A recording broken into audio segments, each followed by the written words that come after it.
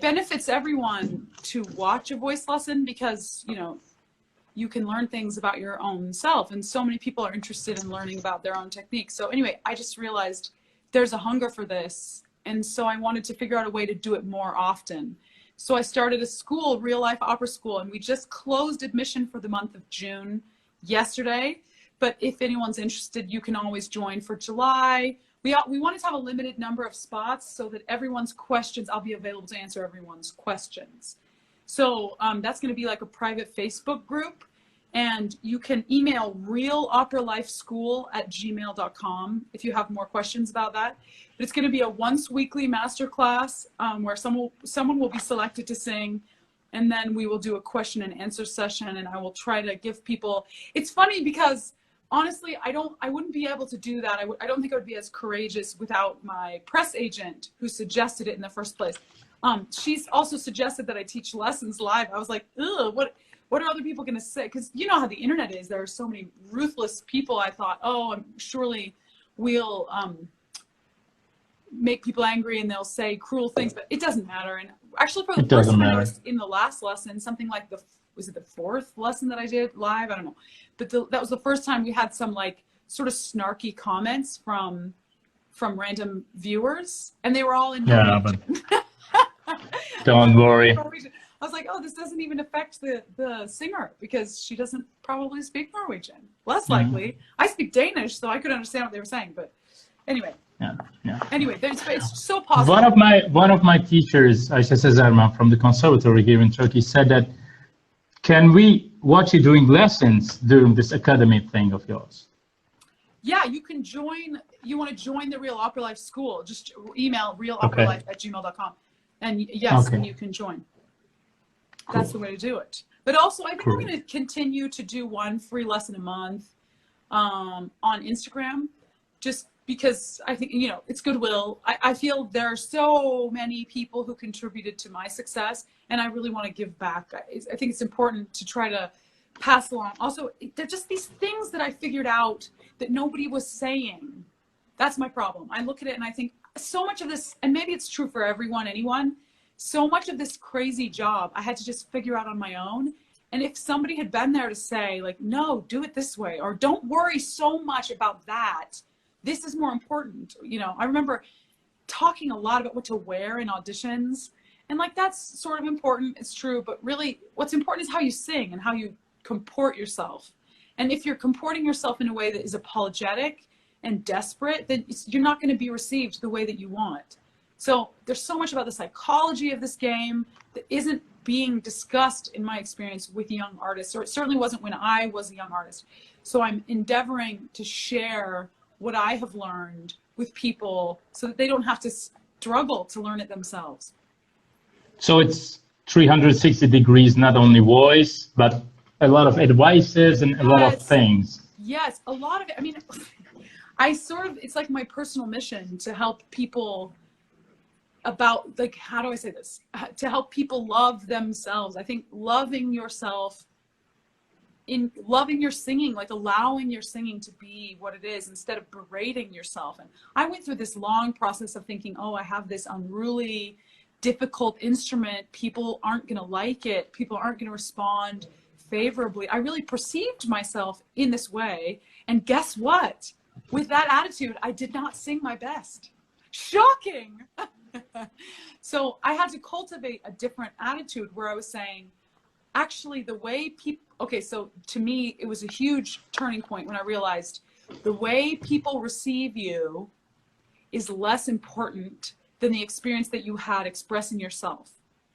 The person that you must please first is you. Because yourself. Yes, that's why you have to develop your own taste. Because when you're young, you're like, I don't really know what I'm supposed to be doing, so I'll rely on the taste of other people, on a coach, on a teacher. I will listen externally and I will say, what can I do to make it what you want? But at a certain point, you have to say, okay, I'm done with that, because you can only understand to a certain point exactly what it is that they want.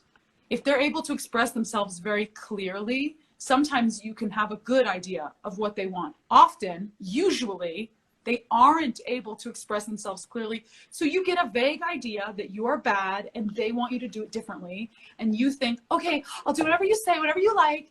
If I do like this, will you like me? You know, and this attitude is so stupid. If you go to the Met competition, for example, this or any competition where you get feedback from the judges, so often, a judge will be an administrator who never in their life had a voice lesson. And they'll say things like, you need to find out what's unique about you. Oh, thank you. That's so helpful. That's so unhelpful. It's stupid. People just talk to hear their own voices.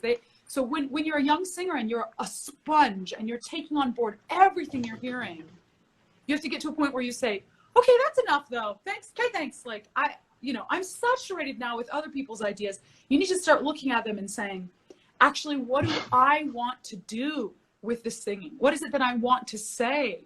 And once you get to a point where your technique is good enough that you can say that thing, then it doesn't matter how you are received. At the end of the day, sometimes we forget we do it for others and we don't do it for ourselves, you know. We do it because, well, there are like a million reasons to do it, right? And you should do it to serve the public. In my opinion, that has to be a good motive. Mm-hmm. But in my opinion, the greatest way to serve the public, and even in an audition, the public is your panel of judges. In a competition, that's the public. To serve the public, you must have integrity. You must express honesty with your text and honesty with your singing. That's the greatest way to serve them. They don't know this all the time. Sometimes I think, I don't want you to do what you want. I want you to do what I want. But I know from experience that the minute that you say, this is what I want to say, and you say it, they can't actually criticize you because it's an attitude. Yeah, absolutely. The most important thing, I think, one of the most important elements as a singer, as an artist, is your attitude. Yeah. You can sing a wrong note, you can do a phrase not so beautifully, but if you have an attitude, people are interested in you. Yeah, if you have an attitude of generosity and, like I said, of integrity, that's so important. You just have to know what you're trying to say, and you have to say that thing. So the other beautiful thing about that, well, it's the difficult thing is it's hard. You must cultivate your own taste. That is asking a lot of you. But the beautiful thing is it's also easy, because once you let go of the things you can't control, basically how they're going to receive you, they're going to receive you. It's so ironic. I remember I learned that doing operalia, and there were a series of rounds. And in the first round, I was very nervous. I was so intimidated to sing for Placido. I was like, oh, if Placido Domingo doesn't like my singing, then I might as well kill myself. I loved his singing so much. I had this recording of him singing Lohengrin, I want to say in like the 80s. And it was so good. When was the it? Deutsche Grammophon recording. With Jesse Norman as Elsa. I don't even remember who Orchard was, but oh, I found this to be, he's like, oh, he's everything, Placido Domingo. And also I had this recording of him singing like, Dein ist meine Gans, like with hilarious diction. But just so stunning, such musicianship, such musicality, so much. It's like his voice is the promise that people with big voices and big personalities belong somewhere in the world, that there's a place where if you have enormous feelings, there's a place for you. And you know what I mean?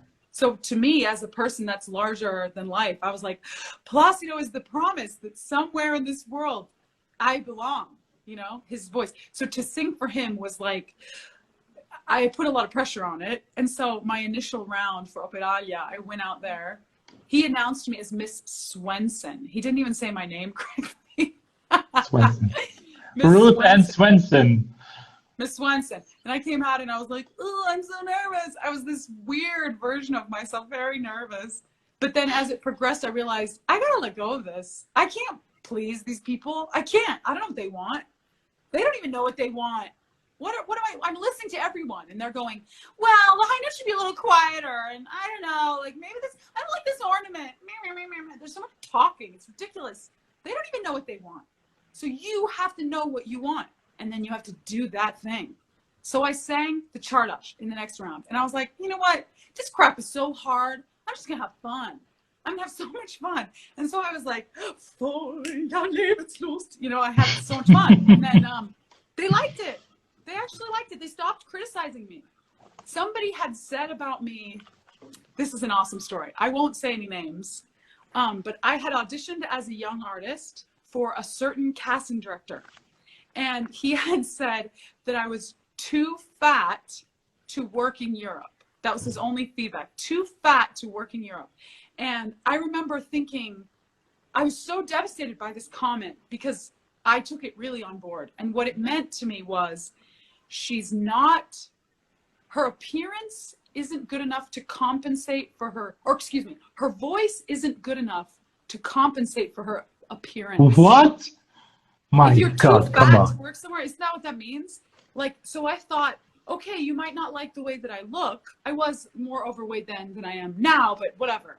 I'm not a ballerina. Once a critic wrote for me for my debut in Paris. It was a French role, and it was like a Singspiel. So you had this text, and then you had to sing arias, duets, and all that stuff. They wrote, okay, when we judge him from out, the voice is good, but he's not a prince.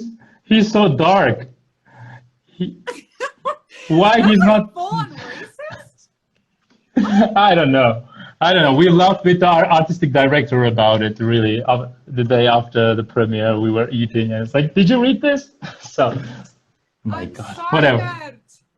Yeah, I don't. What people what people decide to say, it's just like somebody's opinion, and they're like, I'm just going to casually want the worst review. I was pregnant with twins, and it said, she has no sex appeal. Was this Don Giovanni? Because when we were doing Don Giovanni in Dresden with you, I was pregnant. You were pregnant. Yeah. You had this amazing costume. I remember this. You couldn't see that I was pregnant in this costume. And the other one, I guess, you couldn't see it either. I just looked really bad. And so the idea. Did your voice change after being pregnant? Most of the sopranos say that the center of the voice changes a lot. Yeah, the low is much richer, much easier, certainly. Great. Might be all the sleep deprivation. Anyway, sorry, I want to finish that story about the casting director who I said. Go. Sorry. Who said I was too fat to work in Europe. Then he was a judge at Operalia, like how many years later? 3 maybe years later. And he came up to me afterwards and said, I don't know if you know who I am, but I heard you sing a couple of years ago in Houston. And I was like, yes, I know who you are. He obviously has no recollection of the cruel comments that he made about me to my boss, who passed them on to me. And he said, I'm so sorry. I didn't understand what you were. That was his. And I was like, it was so validating, because I feel the only real difference, actually I was fatter in Operalia than I was when he said I was too fat to work in Europe, probably by like a lot, 30 pounds or something. Doesn't matter. The point is, I was taking responsibility for my own artistry. The second time he heard me, I was saying my And message. You were enjoying it more, probably. Yes. And so what could he say? He's like, I don't know. It's not that great. She's fat. Right? Whereas the second time I was fatter, and he was like, wow, this is great. Do you know what I mean? So much of this game is you bringing your psychology in a specific way. But no one is saying that. What people are saying is, yeah, the women must all lose weight. The men must all lose weight. Like, this is a constant issue in our field. And some people decide to take it on and work on themselves in that way. But, I saw Jane Eaglin, who is significantly overweight, singing Ortrud in Lohengrin in Seattle Opera in 2005. And she was stunning in every way. And she was so unapologetic. And I was like, this has nothing actually whatsoever to do with your appearance. It's more about how you present what you have than what you actually have. I don't know why I diverted into this path, but like talking about appearance and opera. It's okay. It's a great topic. Yeah, it's an important one, because I think there's a lot of pressure put on people. It's like they think, I want to be a singer. How do I do this? And then they approach the business, and the business says, well, you're probably not pretty enough. Like, so stupid. It's just really stupid. Whatever. Because even, like, let's say you're born looking like a bowling ball, whatever, or you're a potato, and you. Thank you. The bowling ball. A sumo wrestler, okay, whatever. You want to be a singer, you must sing. It has nothing to do with what you look like. Nothing. Yeah. And also, I love this idea somehow that, like, you have to be really thin in order for your love story to be believable. It's ludicrous. Like, all people can connect to other people. It's a real, you know, stories are real. And if, for example, someone is saying, you know, I would go to the opera, but I don't want to have to look at fat people. Like, who is that person who's saying that? And why are we catering the entire profession to that prejudiced person? I ask you. Do you know what I mean? It's ludicrous. No one is saying that. That's the other thing. Yeah. Nobody is saying that. Nobody's like, yeah, you know what I want? I really want to see a bunch of thin people, so I'm going to go to the opera. Like, nobody's saying that. With Mickey Mouse costumes. Yeah. So we talked about Balkan. Oh yeah. So are you okay? Can we do it a little bit more? I have 12 more minutes. Just so 12 more minutes. Yes. Let me organize my serious question. So we talked about bel canto technique a lot, and you told me in Genf, in Geneva, that you believe in Italian technique. So there is a misconception, especially in Turkey, sometimes also in Italy, my colleagues are talking about this.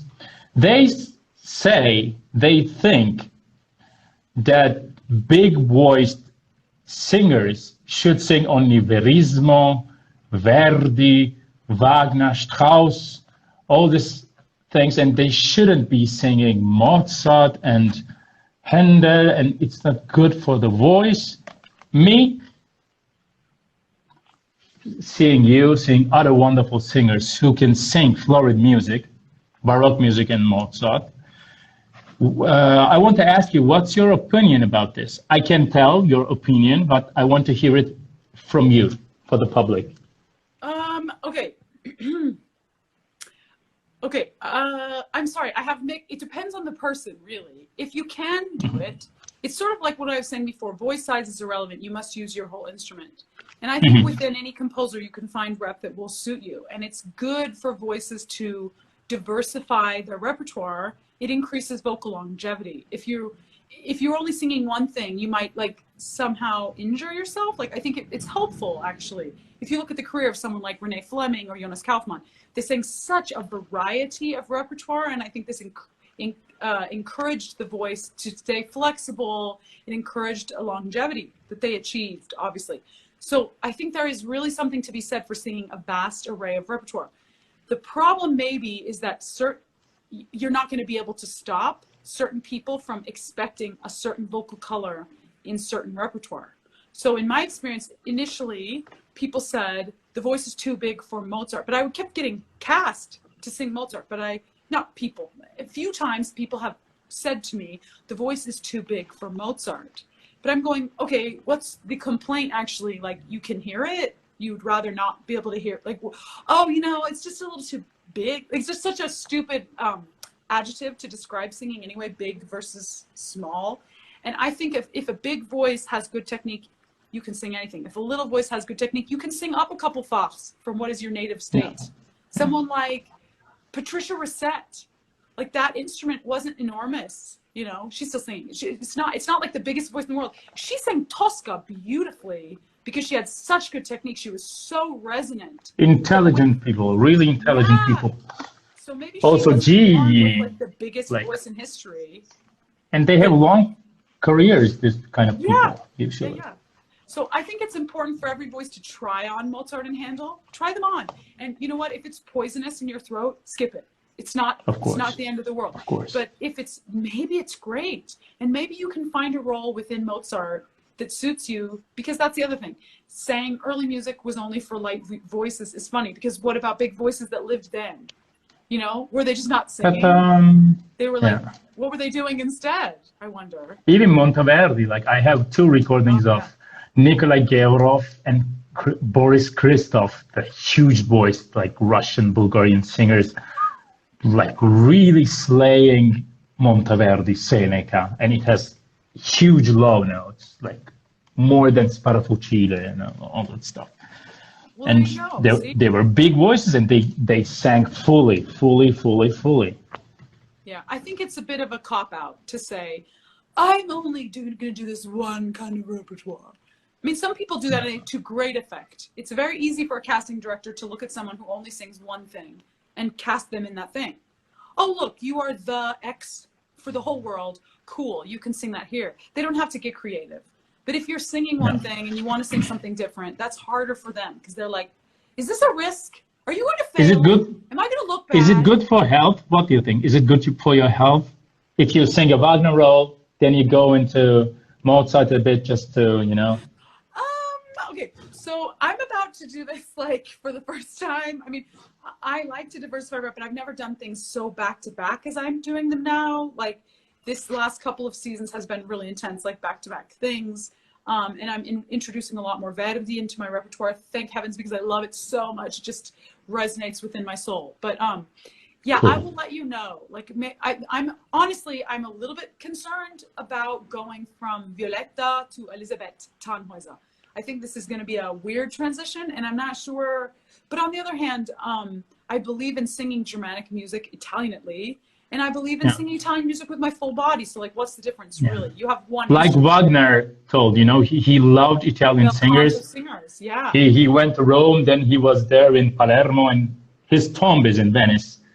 And he wrote these versions, Italian versions of Lohengrin. It was Fabio Luisi's dream to do it, you know. He was always searching for a tenor, a full-body tenor who could really do a wonderful Italian at Lohengrin. And the lines, you know, Nun sei bereimt mein lieber Span, or, you know, the last aria, the Graal aria, in fernem Land, it's all bel canto-ish. Tannhäuser, maybe the aria that he dedicated to Bellini, O du mein holder Abendstern, is pure bel canto, and the violin's taking the theme. I've never been to Bayreuth, but somebody who works there every summer told me that those are, like, they think of those as operetta moments. Lohengrin is like the operetta. Oh, come on. I know, isn't it? But Lohengrin is such a light opera. It's just a little, it's just nothing. Just a short little, because it's only 4 hours long. And the music is very lyrical. The soprano is very lyrical. I mean, do you approach Mozart and Wagner the same way? Yes. Yeah. I mean, yeah. It's the one instrument, but the challenges are different because of. Of course, the style and the challenges and the writing is totally different. I'm asking, like, your technique-wise. Elsa has the same tessitura as Don Anna. Almost identical. The primary and secondary, like, maximum. I analyzed this as part of my master's thesis. 3 roles: Suor Angelica, Donatna, and Elsa, because they were 3 roles that I had to do. Yes. What was I saying? Mozart and Wagner. I'm sorry, I don't speak Turkish. I'm so sorry. Let me check. It does matter. It's tek bir açıdan means, are you approaching? So probably Cumhur is translating me. Oh, I see. Oh, it's our friend from the Opera Turkiye. Yeah. So go on. I think ultimately you have one voice, but yeah, so I would say, and that's the other thing, the approach depends on the vowel. The vowel makes a huge difference. The preceding phrase makes a huge difference. So it's not, no 2 phrases are identical even within one opera. So I think you have one voice. So you learn the tricks, how to negotiate, how to navigate your own instrument, how to not shift gears as you go down, how to utilize your escalator, you know, up the back, down the front. But those things are the same, I would say. And you definitely, even in Mozart, you must sing your whole voice. And in Wagner, obviously, you must sing your whole voice. You don't have, this is what I meant before about voice size essentially being irrelevant, because whatever you're singing, you must bring all of yourself to it. And what surprised me, based on what I had heard about Wagner before I sang any of it myself, is the necessity of a wide range of dynamics. I sort of thought, if you sing Wagner, you're like a train and you're just singing forte all the time, fortissimo, forte, fortissimo, forte. That's not true. You a lot of pianos. And there are trills written in, and like little grace notes. I mean, there are things, there's a lot of difficulty, challenges that require exceptional technique. So it is also a cop-out to say, I think this happens a lot. Unfortunately, people with bigger voices don't want to learn to control their instruments. So they just sort of sing like they they push their way through it. And then they think, I'm a Wagner singer. I hear that a lot, like, oh, I'm a Wagner singer. And it just means like, I'm a singer who didn't bother to learn how to sing delicately, which is a cop-out. Wagner wanted you to sing delicately also. Do you know what I mean? He wanted you to be able to use your whole instrument in a variety of ways. So like, you are still responsible within that heavy rep. And that's maybe the answer to the previous question about verismo. you are still responsible to control your instrument. I mean, I hate the word control because I think freedom is drastically important, but you're still responsible to be able to utilize your instrument to great effect with dynamics, with different, what's the word I'm looking for? Articulation. I mean, you have to be in control somewhat of your instrument in any repertoire. Great. Also, do you want to talk about a little bit with French vowels and the difference between the Italian vowels and how to cope with them? I think like Callas, early Callas, like you sing French vowels in Italian. You know what I mean? You don't sing da da da da da whatever. You sing like you have to raccogliere. Yeah.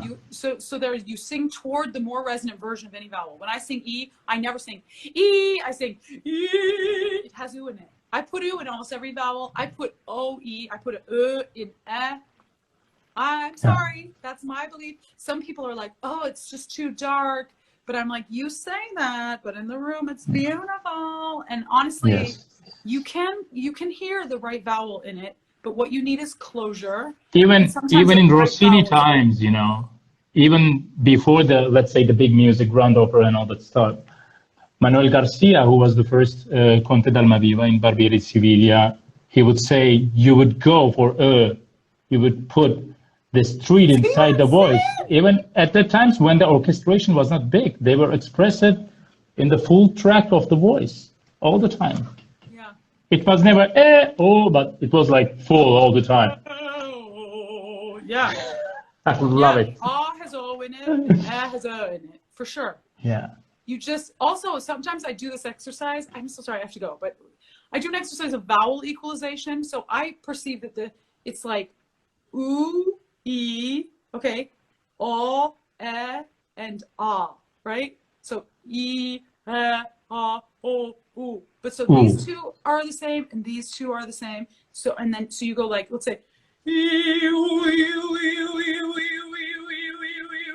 you try to get the same overtones for both of these vowels. Yes. Both of these contrasting vowels, let's say. And it takes a few times, and then it starts to like have a sparkle, a consistent sparkle. That's a really great exercise. I recommend it. Great. Shall we ask to the people if they have any questions before you go? Sure, I'll spare 5 more I'm minutes. going to ask. Sorry. Okay, I'm going to ask in Turkish. Do you have any questions? Sorularınız varsa yazarsanız soralım. Rachel'ın birazdan gitmesi gerekiyor. If you are so concerned with the closure of the vocal folds, why do you also say one should sing around the larynx and not through it? The vocal folds are in the larynx. The larynx. This is because it's just an idea. Obviously, you sing through the larynx. You can't actually resonate if you don't sing through the larynx. But what I mean is some people sing with pressure through the larynx, and a way to alleviate pressure and just allow the voice to resonate, in my opinion, is to think that you're just singing around it. It's just a stupid trick. You're not literally singing around the larynx. So I had a knurtle before really bad in the middle low, and a teacher said, it's okay to have a knurtle, you just have to sing around it. So like, I'm singing through a knurtle, but it's like the same knurtle, except it's not really, you're just singing around it. I'm sorry if that doesn't help. Any other questions? Oh, okay. Yeah, that's... I got you, Michael Rossi, 22. Okay. So I have to ask you, it's the rule of this forum, 2 questions that they ask to everyone. What do you call a clean tone? Clean tone? It's one of your presidents. Freely resonating with good support without artificial tension imposed from any unnecessary muscle groups. That's a clean tone. Here we call it Clinton. Clinton. Cool. So, what do you call a laundry tone? A tone that you would sing in the laundry room. The laundry? I don't think I sing while I do the laundry. Oh, what's a laundry tone? A laundry tone is like singing Stevie Wonder or something that isn't opera. It is a Washington. Huh? It's a Washington, like the Washington. The president. Oh, Washington. Like the president. Sorry, jokes. I'm sorry. And I'm from Washington. I should have seen that. A laundry tone is a Washington. Clinton. Yeah, these are the questions that we ask to every foreign singer. I thought these were earnest questions. Forgive me. No. No, so these were the last questions because you want to go. If you have 2 more minutes, I have 2 more questions for you. Okay, go ahead. Okay. Is it hard to sing a role with a conductor when you did it before with another? It depends on the conductor. If a conductor is a tyrant and unclear, it's very hard no matter what you've done. If a conductor is clear about what they want, I'm happy to oblige. So I think also whatever you do, whatever experiences, okay, I've heard the opposite of this, so I'm gonna have to say this, it's important. Whatever experiences you are amassing in your life, let's say you sing with one conductor and you get an idea of how it should be done. You go to another conductor and they say, I want it to be a little different.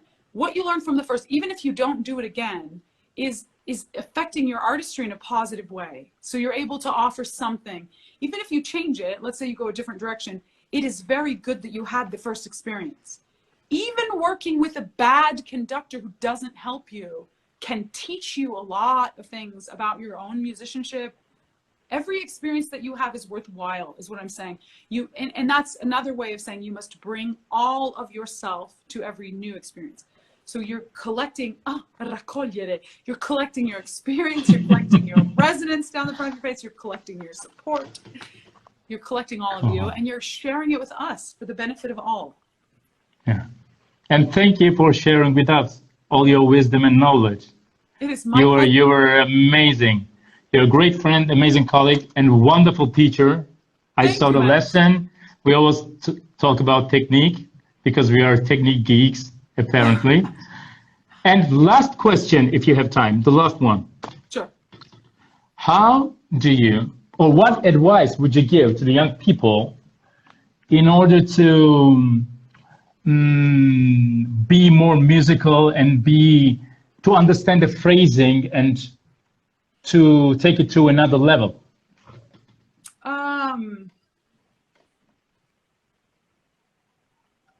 I think I'm gonna say something I already said, which is you must imagine that you are the first person in history saying this. So you're saying it with the music, you're saying it with your voice, you're saying it with text. You just must imagine this is the creation of that art every time. So maybe it's Bohème and it's been performed millions, billions of times in history. It doesn't matter. You are doing it. You are the first person. And what are the conditions wherein you personally would say that text in that way? Then you imagine those conditions and then you express yourself with honesty. I think honesty, truth, integrity are very, very important artistic principles.